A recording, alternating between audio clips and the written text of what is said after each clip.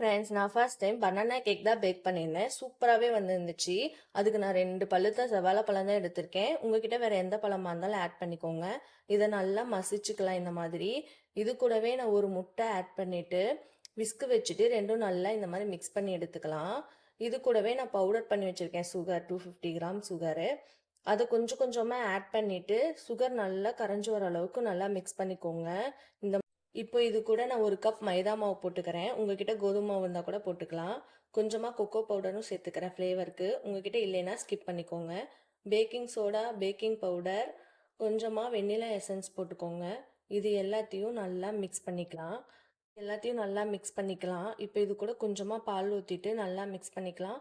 இது இப்போ நான் வந்து பிரெட் ட்ரே தான் எடுத்திருக்கேன். அதில் பட்டர் பேப்பர் போட்டு வச்சுருக்கேன். அதில் ஊற்றிட்டு நான் கொஞ்சமாக சாக்லேட் ஆட் பண்ணிக்கிறேன். உங்ககிட்ட இருந்தால் ஆட் பண்ணிக்கோங்க, இல்லைன்னா நட்ஸ் இருந்தால் கூட ஆட் பண்ணிக்கோங்க.